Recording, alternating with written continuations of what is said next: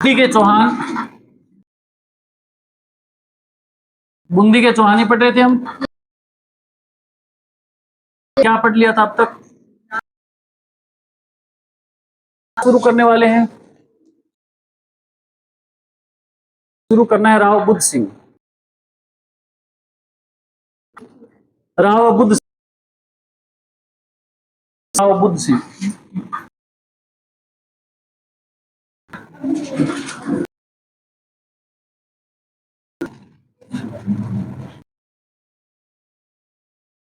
पढ़ने वाले हैं।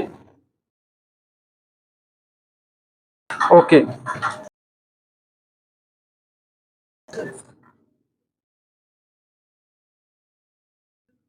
ठीक है सर। करूं क्लास?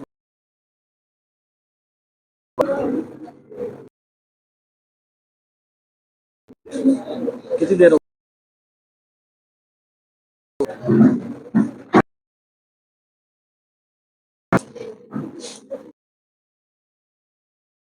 बैग ले जाओ, आप बुक्स ले जाओ।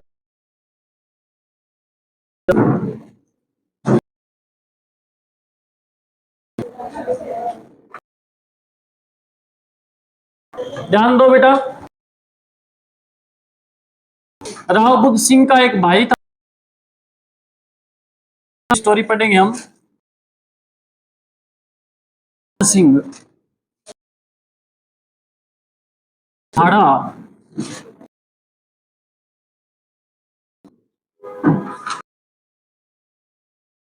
है, मैं आपको बताने वाला हूं।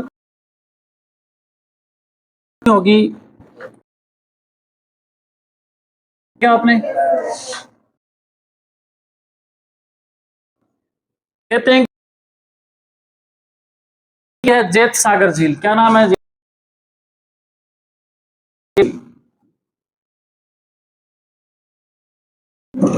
बात कब की है? बात मैं आपको बता रहा हूं।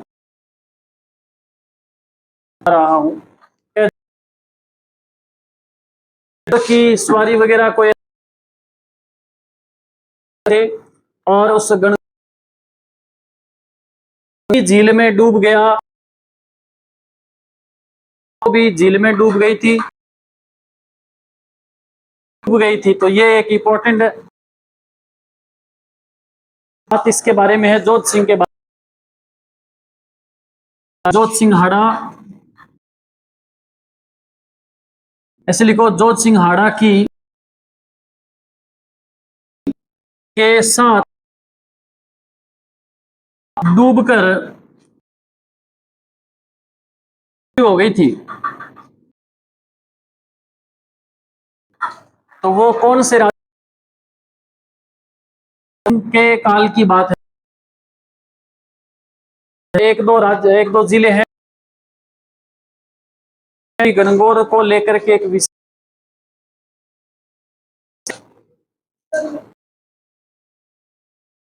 होती है जैसलमेर में, आपको पता हो। गणगौर को ऐसा कुछ मामला सर ने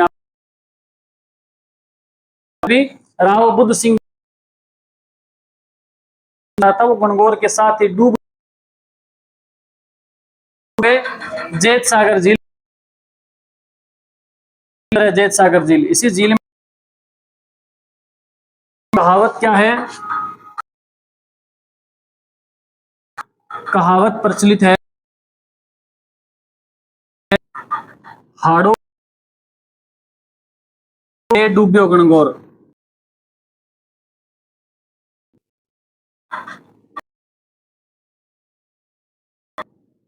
गणगौर, ठीक है। बात मैंने आपको बताई है जो याद रखनी है। इसके बाद आपको बताने वाला हूं, क्या खतरनाक बात बताने वाला हूं आपको मैंने। अभी इसके बाद जो मैं आपको बात बताऊंगा, प्रश्न पेपर में सीधा सीधा उससे आएगा, कहीं ना देख लेना, ठीक है ना। एक दो प्रश्न ऐसे मैं बताऊंगा बीच में जो किसी पेपर में आया हुआ है, और आपको जब बताऊंगा तो आपको गुरुजी ऐसे ऐसे खतरनाक प्रश्न भी पेपर में आ सकते हैं क्या, फिर हम क्या पढ़ें और क्या छोड़े, ऐसी कंडीशन आपके दिमाग में एक बार के लिए हो जाएगी। लेकिन वहां तक हम पहुंचेंगे, उससे पहले आप देखिएगा।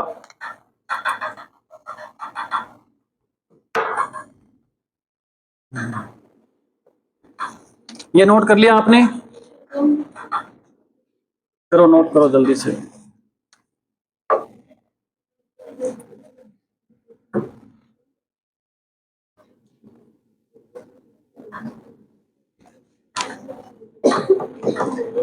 ओके, अरे लिख लिया होगा आपने। अभी तक मैंने राव बुद्ध सिंह के बारे में क्या बताया है? केवल उसका भाई डूबा है, यही बताया, वापस भी नहीं निकाला हमने इसको।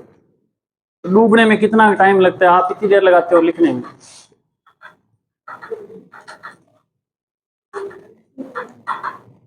एक बार कोई व्यक्ति एक महात्मा के पास चला गया था। डूबने से एक बात बताता हूं मैं। एक महात्मा के पास चला गया और जाकर के उससे कहा कि मुझे सफलता का कोई राज बताइए, कि मैं कोई भी काम करूं उसमें मुझे सफलता मिलनी चाहिए, तो उसके पीछे क्या राज है? तो उस महात्मा ने कहा कि बिल्कुल मैं आपको बताऊंगा। महात्मा उसे पकड़ करके एक नदी के किनारे, एक सरोवर के किनारे ले गए। ले जा करके उस व्यक्ति को कहा कि आप इस सरोवर के अंदर खड़े हो जाइए। तो जब सरोवर के अंदर खड़ा हुआ तो उसकी गर्दन को पकड़ करके उसके अंदर डुबो दिया उसको, और थोड़ी देर तक डुबो करके रखा। तो हाथ पैर खूब मारे, फिर उसने उसको बाहर निकाला। बाहर निकाल करके महात्मा ने कहा कि जब मैंने आपको डुबो दिया था तब आपके दिमाग में क्या था, क्या क्या चल रहा था? तो बोला, मेरे दिमाग में केवल एक ही बात चल रही थी कि कैसे पानी से बाहर निकाले और कैसे मैं सांस लूं।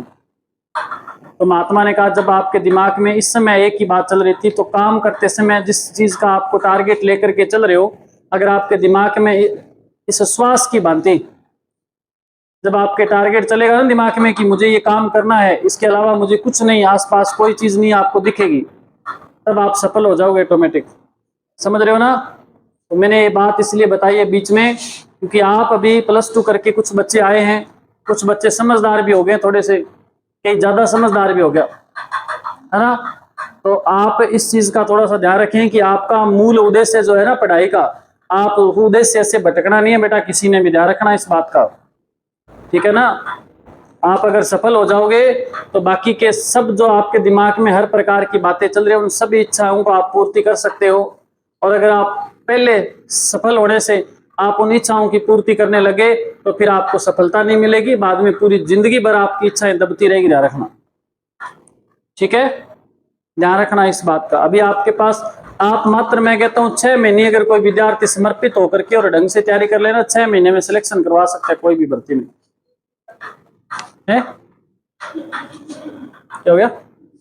1 महीने बाद कौन बोला ये? महीने बाद पेपर था, अभी की आंख खुली है? अरे बेटा, महीने बाद पेपर है वो तो मेरे को पता है। मैं ये BSTC और बीएड की बात नहीं कर रहा। इसमें तो आप अगर 5 दिन पढ़ लो ना तो भी सिलेक्शन हो जाए। तुच्छा सा पेपर आता है, बिल्कुल कुछ है ही नहीं। इसमें सिलेक्शन करवाना भी आप अपने आप में सफलता मान रहे हो, तो फिर क्या कहूं मैं आपको। ये किसको कोई मानता है क्या? बताओ, किसी का बीएड में सिलेक्शन हो गया, आपकी चर्चाएं होगी क्या चारों ओर कि उसका सिलेक्शन हो गया, वाह वाह वो तो ये है वो है फलाना ढिमकाना? कोई नहीं पूछेगा। और आपका सिलेक्शन हो जाए, आप में से कोई पटवारी लग जाए, आप में से किसी का पुलिस में सिलेक्शन हो जाए, तो आपके आसपास के रिश्तेदार जो आपको थोड़ा बहुत ही जानते हैं ना, धुंधला धुंधला, वो भी फोन करके पूछेंगे कि थारला टाबर को हो गया क्या, थारला पापा ने फोन आ जाओ दूसरा दिन देख लियो, है ना। उस सफलता की बात करो मैं। नौकरी लगना, सफलता क्या है? परम उद्देश्य क्या है हमारा? नौकरी लगना। उसके रास्ते में कहां कहां से होकर के गुजरना है वो हमारा उद्देश्य नहीं है। वो छोटे छोटे टारगेट पूरे करने पड़ेंगे पहले। इसलिए तो मैं सीईटी वाले विद्यार्थियों को कहता हूं कि खूब पढ़ा करो। आपके सामने देखो, कई बार टारगेट नहीं होता ना, फिर हम नहीं पढ़ सकते, लेकिन अब आपके सामने सीधा टारगेट है। जिनकी बीए कर रखी है जिन बच्चों ने, उनके सामने सीधा सीधा टारगेट ये है कि आप सीईटी में बढ़िया नंबर लेके आओ, उसके तुरंत बाद पटवारी का पेपर होगा और उस पटवारी में आप सिलेक्शन करवा लो। शानदार भर्ती है, बताओ इससे बढ़िया वैकेंसी और क्या होगी? सीधी दिख रही है अभी वैकेंसी है, पेपर होगा 100% इसी साल होगा। और उसके जो सब्जेक्ट है उनको बढ़िया से तैयार करो। 6 महीने पड़े पेपर के आपके पटवारी के, 6 महीने ढंग से तैयारी कर लो। सब कुछ छोड़ करके समर्पित होकर के 10-12 घंटे डेली पढ़ो। आपका सिलेक्शन नहीं हो जाए तो मेरे को कहना। हम तो ढोंग करते हैं पढ़ने के, पढ़ते तो है ही नहीं। तो ढोंग करने वालों का सिलेक्शन कैसे होगा? 3 घंटा पढ़ लेनी तो बेटा सारा दुनिया उछल कूद करता फिरेगा। आज तो मैं पटक कर दी कुछ काम जाना, है ना। लेकिन ये है नहीं, रेगुलरिटी जब तक नहीं है। मैंने आपको पहले बताया, जिस दिन आप भोजन नहीं करते हो ना एक टाइम, आप 7 लोगों को बताओ आज मैं खाना कौन खाया दिन में, वो ऐसे इसी प्रकार जिस दिन नहीं पढ़ो उस दिन आपके दिमाग में बात चल रही थी कि आज मैंने पढ़ा नहीं, उस दिन भी बताया करो 7 लोगों को कि आज मैं पढ़े कौन। लेकिन आप तो इतने रोज ही नहीं पढ़ते, रोज ही बताओगे तो सामने थप्पड़ मारोगे, रोज ही तरह की बीमारी है ना पढ़े तो कभी कौन, है ना। चलो अब हम आगे क्या पढ़ेंगे भाई, बुद्ध सिंह के बारे में मैं एक बहुत शानदार आपको चीज बताने वाला हूं। अभी बुद्ध सिंह पढ़ेंगे तो उसके साथ साथ अब मैं आपको बताऊंगा मराठों का राजस्थान में किस प्रकार से आगमन हुआ। मराठा जो मल्हारराव होलकर, उनके बारे में आपको बता रहा हूं कि उन्होंने राजस्थान में, अब जो बताऊंगा कि सबसे पहले राजस्थान में उन्होंने हस्तक्षेप किया था। तो प्रश्न सीधा सीधा ये आ जाता है कई बार, मराठों का सबसे पहले हस्तक्षेप कौन से राज्य से हुआ था? बूंदी राज्य से हुआ, ध्यान रखना। सबसे पहले बूंदी में उन्होंने हस्तक्षेप किया था, फिर राजस्थान के लगभग सभी राज्यों सभी राजाओं को साथ उन्होंने युद्ध वगैरह बाद में होते रहे थे। तो क्या इसके पीछे की क्या कहानी रही थी, क्यों उनको किसने बुलाया था, किस प्रकार से उनको आना पड़ा, क्या उसका परिणाम रहा, तो सब बातें आज हम जानने का प्रयास करेंगे। बढ़िया से आप समझिएगा ढंग से। अभी मैं बूंदी के चौहान, आपको पता चलेगा कि बूंदी के चौहान पढ़ रहे हैं, इसको मैं एक बार साफ कर देता हूं। हम जिस व्यक्ति के बारे में बात कर रहे हैं उस व्यक्ति का नाम क्या है बताओ, क्या नाम है उसका? ध्यान देना ढंग से, एक व्यक्ति जिसका नाम है बुद्ध सिंह। एक बार आपको समझना है, बाद में आप नोट कर लेना। बुद्ध सिंह जो है ना, इसकी 2 रानियां हैं जिनके बारे में हमें बात करनी है। एक रानी चुंडावत रानी थी, कोई चुंडावतों की पुत्री थी, इसलिए उसको चुंडावत रानी के नाम से जानते हैं। एक इनकी रानी थी जिसका नाम था अमर कुंवरी। क्या नाम था? अमर कुंवरी। ये अमर कुंवरी जो थी ये कौन थी, तो मैं आपको यहां लिख के बता रहा हूं कि आमेर, जिसको जयपुर भी बोलते वर्तमान में, आमेर में कछवा राजवंश का शासन उस समय चला करता था। कछवाहों के अंदर एक व्यक्ति जिसका नाम था स्वाई जय सिंह है, स्वाई जय सिंह,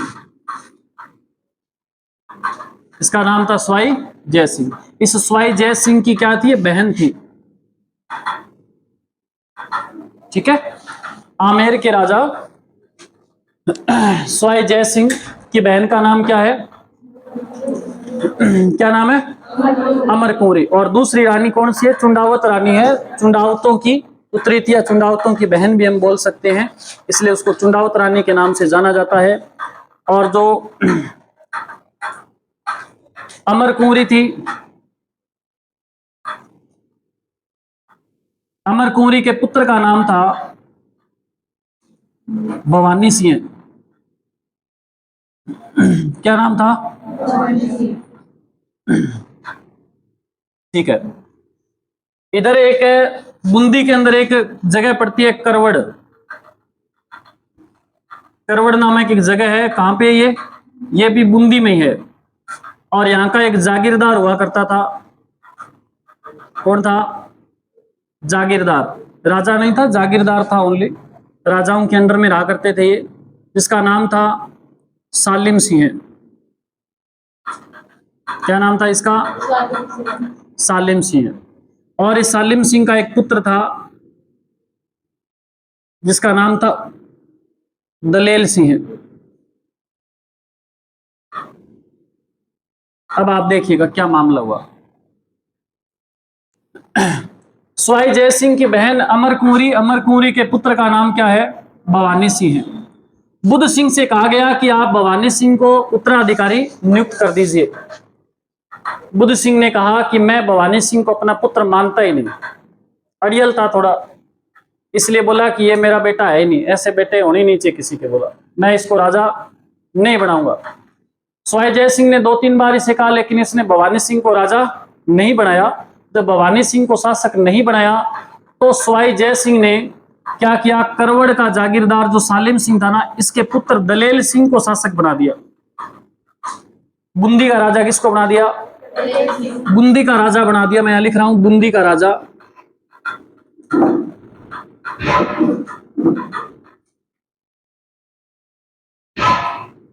बनाया किसने इसको? सवाई जय सिंह ही कर रहा है ये सारे काम। सवाई जय सिंह ने बूंदी का शासक बना दिया दलेल सिंह को। और दूसरी बात क्या है कि सवाई जय सिंह की एक पुत्री थी, इसकी नाम था कृष्णा कुमारी। क्या नाम था? एक कृष्णा कुमारी। उसमें मेवाड़ में भी जब हम पढ़ेंगे दोबारा आपको बताऊंगा, मेवाड़ के अंदर भी एक कृष्णा कुमारी थी और कृष्णा कुमारी को लेकर के एक विवाद हुआ था, बहुत इंपॉर्टेंट कहानी है वो भी, तो वो हम उस समय बात करेंगे। लेकिन ये कृष्णा कुमारी अलग है।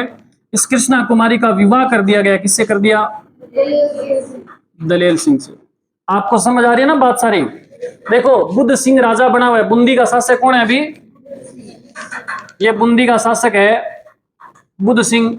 लेकिन बुद्ध सिंह को हटा करके राजा, अच्छा बनना तो भवानी सिंह ने था, जो अमर कुंवरी का क्या है? पुत्र है। अच्छा, ये भवानी सिंह सवाई जय सिंह के क्या लगता है? भांजा लगता है। लेकिन इसने क्या किया? इसने अलग ही प्लान करके कृष्णा कुमारी का विवाह कर दिया दलेल सिंह के साथ। अब ये क्या हो गया? इसका दामाद हो गया और अपने दामाद को बूंदी का राजा बना दिया। भाई इधर भी इसका फैमिली मैट्री है, इधर भी फैमिली में, लेकिन ये ज्यादा नजदीक है, इसका ज्वाई है, तो इसलिए इसने इसे राजा बना दिया।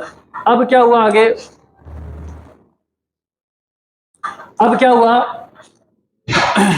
इस, अच्छा उसी समय थोड़े समय बाद जो चुंडावत रानी है ना, इसके एक पुत्र और हुआ। इसके एक पुत्र हो गया जिसका नाम उमेद सिंह है। अब तक तो ठीक ठाक चल रहा था मामला। अमर कुंवरी कह रही थी ये तो नालायक है, चलो इसको ना बनाया तो कोई बात नहीं, बोला उसको बना दिया, चलो ठीक है। अब मामला गड़बड़ हो गया। अब जो चुंडावत रानी है वो कह रही है कि चलो उसे राजा नहीं बनाया, वो नालायक है, कोई बात नहीं, लेकिन बूंदी का राजा अब कौन बनना चाहिए? उमेद सिंह बनना चाहिए। ये सब लोग, अच्छा बुद्ध सिंह भी चाहता है कि राजा कौन बने? इसका बेटा है तो वो चाहेगा कि मेरे पुत्र को शासक बनाए, वो किसी तीसरे को क्यों बनने देगा? तो बुद्ध सिंह भी ये चाहता है कि राजा बने उमेद सिंह। इसकी मां जो चुंडावत रानी है ये भी चाहती है कि उमेद सिंह राजा बने। और तो और बाद में अमर कुंवरी कह रही है कि राजा कौन बने? उमेद सिंह बने। अमर कुंवरी ने अपने भाई से रिक्वेस्ट करी कि भाई इसको बना दे राजा, ये भी मेरा पुत्र, ये बोला वो नालायक है, इसको तो बनाओ। लेकिन सवाई जय सिंह इस बात से भी, अब क्यों बनाएगा? उसका जवाई राजा बना, उसको हटा करके थोड़े बनाएगा वो, ये तो फिर भी भाग जाता है, तो इसकी क्या लगता है, कोई उसका लेना देना नहीं है। तो सवाई जय सिंह ने स्पष्ट मना कर दिया कि मैं अब उसको अपने अपने बूंदी का शासक हटा करके किसी और को राजा नहीं बनने दूंगा। तब कहते हैं कि जो अमर कुंवरी है ना, इस अमर कुंवरी ने क्या किया? मराठा सरदार, नाम था मल्हार राव होलकर,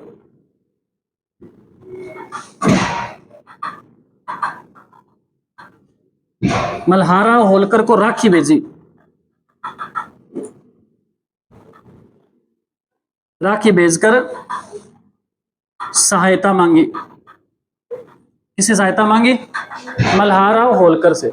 ये मराठा सरदार अपनी पूरी सेना के साथ आकर के, और इसने बूंदी में आकर के इस दलेल सिंह को भगा दिया वहां से, और राजा किसको बना दिया? उमेद सिंह को शासक बना दिया था। लेकिन ये तो मराठा सरदार दक्षिण भारत से बेचारे आए, उधर वापिस जाना पड़ेगा इनको। ये जैसे ही वापिस गया, सवाई जय सिंह ने इसको भगा करके वापिस राजा किसको बना दिया? दलेल सिंह को बना दिया। ठीक है, देखो बूंदी में ना तो सवाई जय सिंह का शासन है, और बूंदी में नया ही मल्हार राव होलकर का शासन है। लेकिन बूंदी में राजा बना, कभी वो बना रहा है, कभी ये बना रहा है। बूंदी वालों का नंबर ही नहीं आने दे रहे। वो कह रहे कि उसको बनाओ, और ये कह रहे इसको बनाओ। तो ऐसा ये मामला चला था। यही वो समय था जब मराठों ने सबसे पहले राजस्थान में कहीं हस्तक्षेप किया था। तो प्रश्न आपसे आ जाए कि सबसे पहले कहाँ हस्तक्षेप किया था? तो कहाँ किया था? बूंदी में। तो ये बात मैं आपको लिखवाऊंगा अभी। इस बुद्ध सिंह के बारे में भी 2-3 बातें मैंने और आपको लिखवानी है, तो ये चीज आप नोट कर सकते हैं क्या? बताओ, कर लेंगे क्या? नोट करें फिर इसको।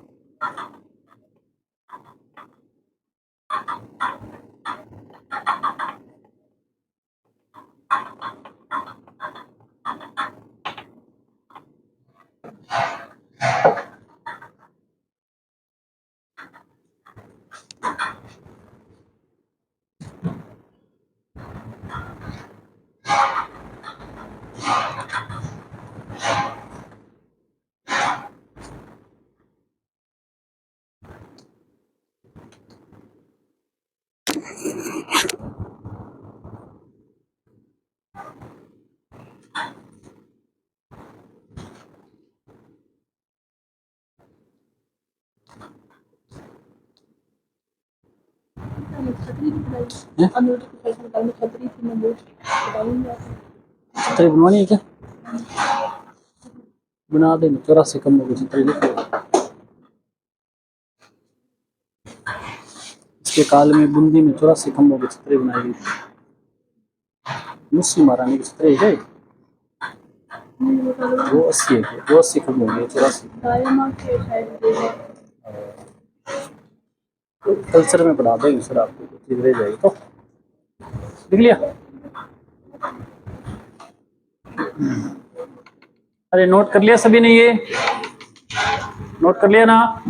अब जैसे मैंने आपको बताया ना वैसे आप इसको याद कर लेना, कर लोगे ना। तो इससे संबंधित कैसा भी प्रश्न आएगा आपका गलत नहीं होगा। एग्जामिनर कैसे भी प्रश्न को घुमाने का प्रयास करेगा आप उसे बिल्कुल सही उसका उत्तर दे दोगे, लेकिन याद करना पड़ेगा बेटा, ढंग से याद तो करना पड़ेगा तभी आप उत्तर दे पाओगे। इसके बाद आपने क्या लिखना है, 2-3 बातें लिखिए। एक तो ये लिखें कि बुद्ध सिंह, सॉरी पहले चलो ये लिखो, ये नोट कर लिया ना आपने, लिखो। एक तो ये लिखो उमेद सिंह के घोड़े का नाम लिखो हुंजा। उमेद सिंह के पास एक घोड़ा था जिसका क्या नाम था, हुंजा।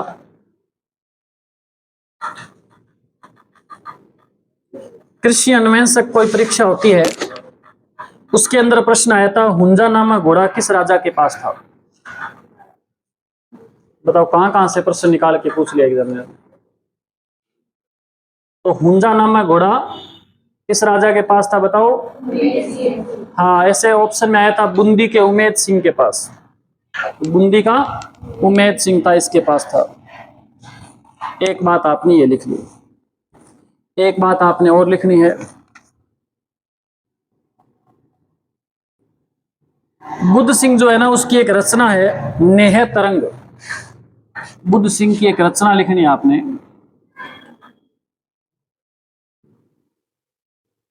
नेह तरंग। ये बुद्ध सिंह की रचना है।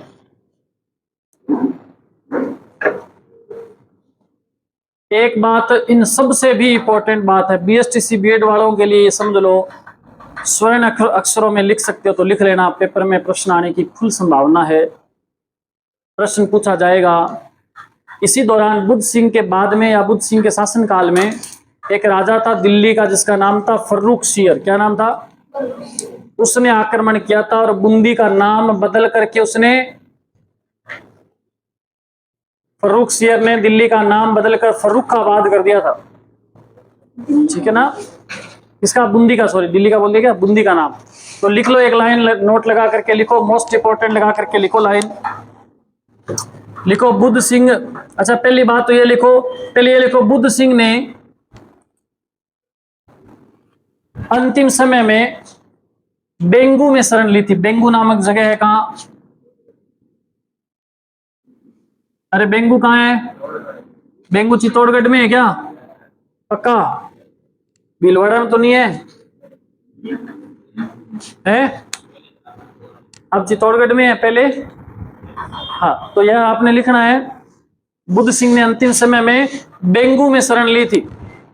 बेंगू में शरण ली थी। इसके बाद आपने वो लाइन लिखनी जो इंपॉर्टेंट ज्यादा है। अब आप वो लिखिए, दिल्ली के फर्रुखसियर ने, नाम तो लिख लोगे फर्रुखसियर, दिल्ली के फर्रुखसियर ने, दिल्ली के फर्रुखसियर ने बूंदी पर आक्रमण किया। बूंदी पर आक्रमण किया और इसका नाम बदलकर, और इसका नाम बदलकर फर्रुखाबाद कर दिया था। नाम बदलकर क्या कर दिया? फर्रुखाबाद। ओके।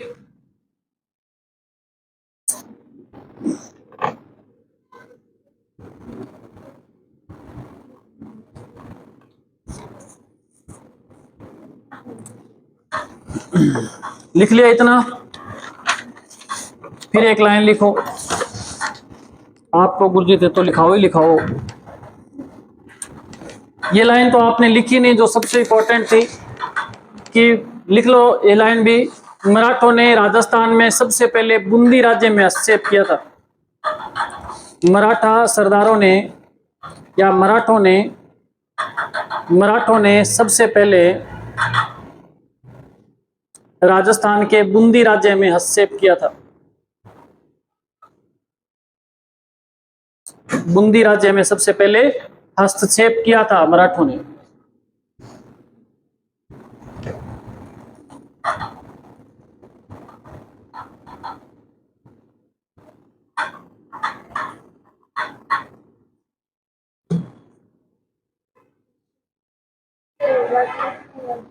राज्य, पहले उसको राज्य बोलते थे बेटा, अब जिला बोलते हैं। जिस समय की हम बात करें ना, उस समय अलग अलग राज्य हुआ करते थे। बूंदी अलग राज्य होता था, वहां एक अलग राजा शासन किया करता था। कुछ लोग अपने क्षेत्र को देश भी बोलते थे, ठीक है ना। कुछ लोग तो क्या बोलते थे? अपने क्षेत्र को राज्य बोलते थे। कुछ लोग अपने क्षेत्र को देश भी बोलते थे। जिले तो अब है ये राजस्थान में, इसलिए। ठीक है, आगे लिखें, एक दो लाइन और लिखें। हाँ समय हो गया तो जाओ आप। लिखो उमेद सिंह के बारे में लिखो एक लाइन। मैं इकट्ठा लिखवा रहा हूँ आपको। बुद्ध सिंह भी चल रहा है और कौन चल रहा है? उमेद सिंह भी। जो इंपॉर्टेंट बातें वो सीधी सीधी लिखवा रहा हूँ, दो तीन बातें उमेद सिंह से संबंधित। लिखो उमेद सिंह को श्री जी के नाम से जाना जाता है। उपनाम है इसका श्री जी। श्री जी, श्रीमती जी तो सुना है आपने, श्री जी है ये। श्री जी के नाम से जाना जाता है इनको।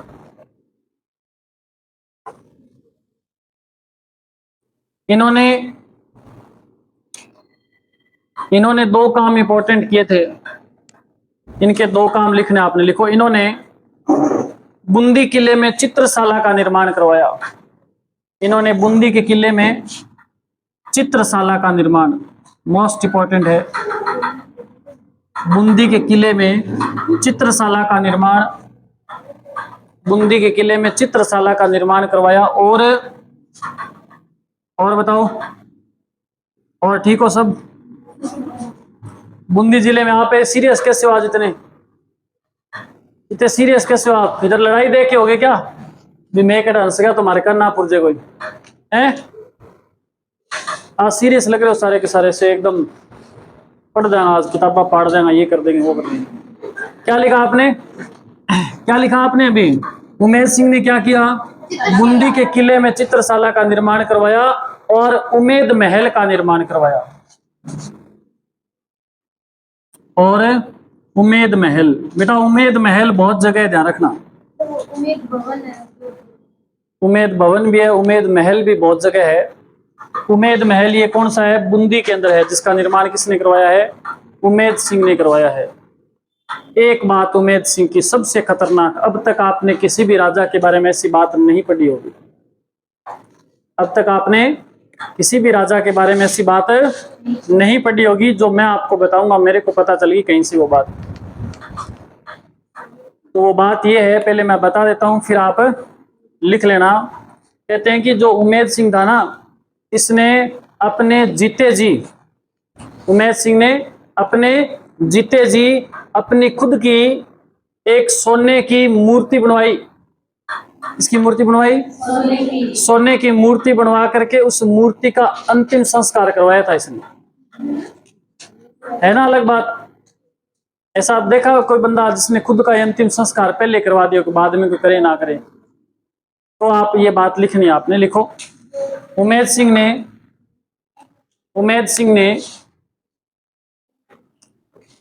लिख ले मीसा, कौन लिखे? सेक्रेटरी है कोई लिखने वाले? उमेद सिंह ने स्वयं की सोने की मूर्ति बनाकर उसका अंतिम संस्कार करवाया था।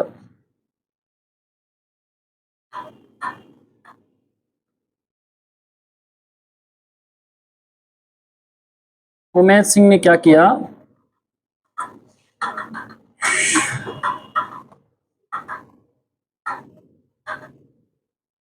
समय की सोने की मूर्ति बनाकर उसका क्या करवा दिया?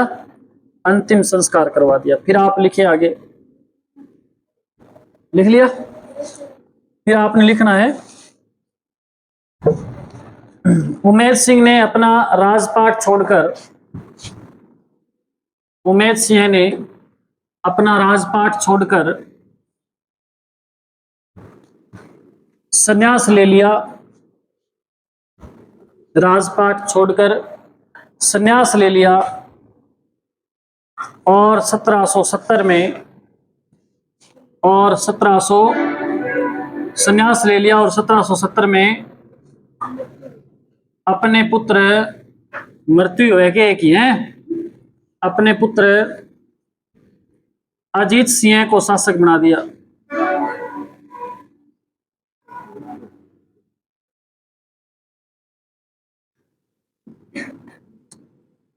बट लेकिन परंतु किंतु अजीत सिंह की बाद में मृत्यु होगी। अजीत सिंह की 1773 में मृत्यु हो गई।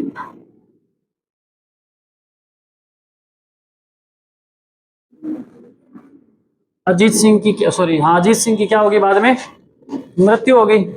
अजीत सिंह को राजा किसने बनाया? अरे किसने बनाया? उमेद सिंह ने। और उमेद सिंह तो संन्यास ले लिया, राजा बन गया अजीत सिंह। लेकिन अजीत सिंह की 1773 में क्या हो गई? मृत्यु होगी। तो 1773 में पुनः कौन बन गया राजा? उमेद। देखो कितनी उम्मीद थी इसको, इतनी उम्मीद होती है क्या? 2 बार राजा बन गए। 1773 में पुनः उमेद सिंह शासक बन गया था। तो ये भी खतरनाक बात है, ऐसे बहुत कम राजा मिलते हैं जो 2 बार शासक बनते हैं बीच में कार्यकाल छोड़ करके। ठीक है, तो ये पुनः शासक बन गया था। 73 से 1804 तक रहा था। फिर ये कितने साल रहा? देखो लगभग 30 साल तक और शासक रहा। 2 बंदों के बारे में छोटी छोटी बातें लिखनी है, मैं आपका ज्यादा समय नहीं लूंगा। अभी हमने बूंदी का जो इतिहास है वो हम पूरा करने को है। आगे आप एक बंदे का नाम लिखें, राव विष्णु सिंह। आगे बंदे का क्या नाम लिखें? राव विष्णु सिंह लिखें।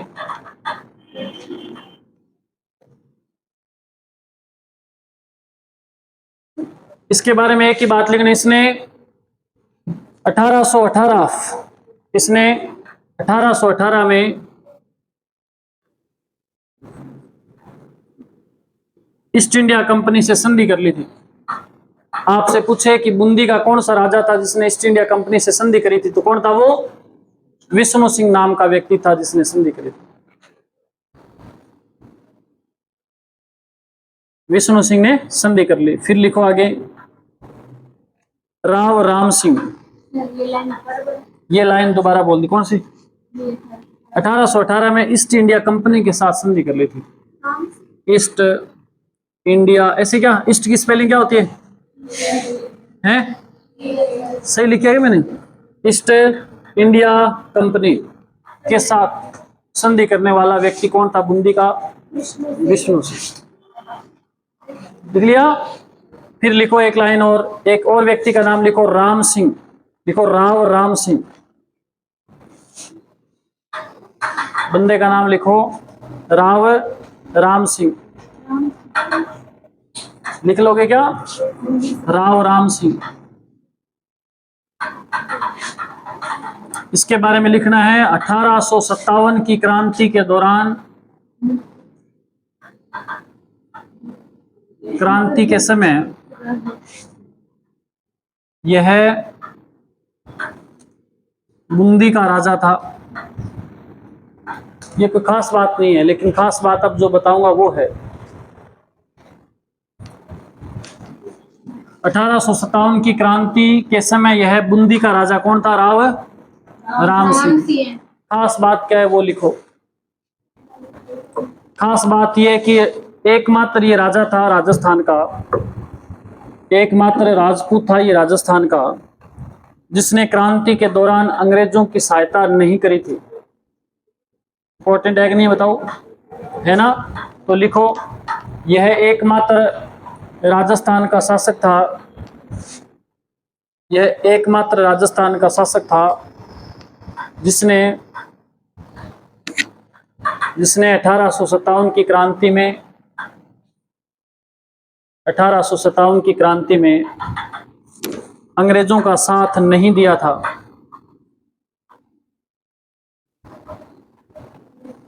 अंग्रेजों का साथ नहीं दिया। मैं जल्दी जल्दी सलटाने का प्रयास कर रहा हूं, 2-3 बातें इंपॉर्टेंट है वो आपको और लिखनी है क्योंकि समय हो चुका है और मैं चाहता हूं कि बूंदी का इतिहास आज पूरा हो जाए।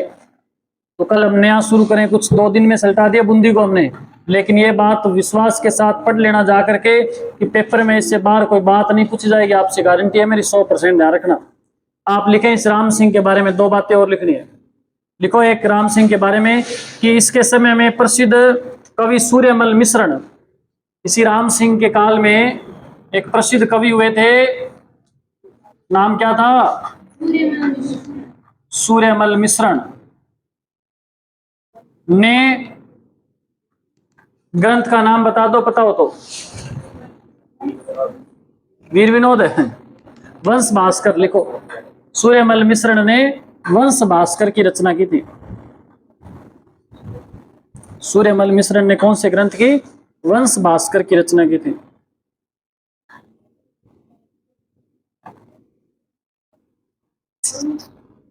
वंश भास्कर लिखूं क्या? दैनिक भास्कर है, उसमें वंश भास्कर लिख दो, दैनिक हटा दो बस।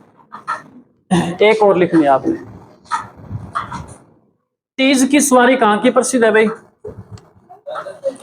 तीज कहां की प्रसिद्ध है? जयपुर की प्रसिद्ध है, ध्यान रखना पहली बात तो, ठीक।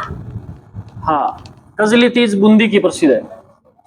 तो इसी दौरान आपको एक लाइन लिखनी है, आप लिखें इसी के शासन काल में, लिखो लाइन, इसी के शासन काल में ठाकुर बलवंत सिंह हैं। इसी के शासन काल में ठाकुर, भूत आ गया, ठाकुर बलवंत सिंह हैं। ठाकुर बलवंत सिंह हैं जयपुर से तीज की मूर्ति लेकर के आया था। जयपुर से तीज की नहीं, तीज की अलग अलग है ये, तीज की नाम भी होता है कईयों का। सुना आपने नाम किसी का तीज की? पहले पुराने टाइम में ऐसे नाम रखते, तीज हमारी तीजा, फिर घर पे उसको तीज की करने लगते थे। तो तीज की मूर्ति लेकर के आया था जयपुर से। कौन लेके आया था? ठाकुर बलवंत सिंह। किसके शासन काल में? राम सिंह के शासन काल में। आपने कहावत सुनी होगी, तीज त्योहारा बावड़ी रिले डूबी गणगौर, सुना है क्या आपने? इसी तीज से, तो तीज आती है ना, उससे तीज से त्योहारों का आगमन शुरू होता है। और जो गणगौर गई थोड़े समय पहले, हाँ, गणगौर से त्योहारों का क्या हो जाता है, समापन, इसीलिए कहा जाता है तीज त्योहारा बावड़ी रिले डूबी। याद रखना, प्रश्न आ रहे इसमें आ गया था ये, तीज त्योहारा बावड़ी ले डूबी गणगौर का शाब्दिक अर्थ बताओ। अब शाब्दिक अर्थ पहली बार पेपर में प्रश्न आया, किसी ने कहावत सुनी भी नहीं थी, अब वहां अलग अलग अटकलें लगा रहे हैं लोग, पता नहीं क्या हुआ होगा।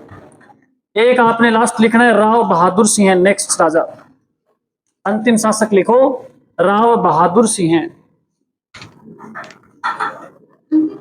अंतिम राजा राव बहादुर सिंह है। पहली बात तो ये लिख लो, बूंदी का अंतिम राजा, ब्रैकेट में लिख लो, इसके आगे बूंदी का लास्ट शासक था। राव बहादुर सिंह के बारे में लिखना आपने, राजस्थान एकीकरण के सेकंड चरण में, राजस्थान एकीकरण के सेकंड चरण में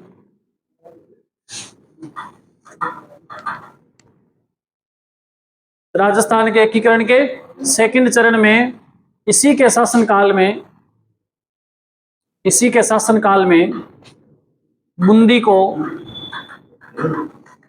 इसी के शासनकाल में बूंदी को राजस्थान में मिलाया गया था, या बूंदी का एकीकरण किया गया था। कब हुआ था सेकंड चरण भाई, है कब? वेरी गुड, 25 मार्च 1857, 1948 है कि 25 मार्च 1948 को सेकंड चरण राजस्थान एकीकरण का, उसके अंदर बूंदी को मिला दिया गया था, इसमें मिला दिया गया था राजस्थान, पूर्वी राजस्थान नाम दिया गया था क्या? नहीं, पूर्वी राजस्थान तो बाद में उसमें जैसे उप राज प्रमुख बनाया गया था, बाद में वो हम पढ़ेंगे जब एकीकरण पढ़ेंगे तब। तो अभी के लिए आपको इतना ही पढ़ना है, बूंदी का इतिहास हमने कल शुरू किया था और आज हमने क्या कर दिया, इसको कंप्लीट कर दिया है, ठीक है। मैंने तो कर दिया, आपने कितना कंप्लीट किया वो तो आप जानो, आपने भी किया है क्या कंप्लीट? एक चक्कर आपके ये है कि मैं आपको याद करने के लिए दे रहा हूं राजस्थान ज्योग्राफी का मैटर, तो आप हिस्ट्री को मेरे को लगता है पढ़ते नहीं हो घर पे। कल की क्लास में कुछ भी पढ़ाऊं मुझे नहीं पता, लेकिन उससे पहले ये सुन लेना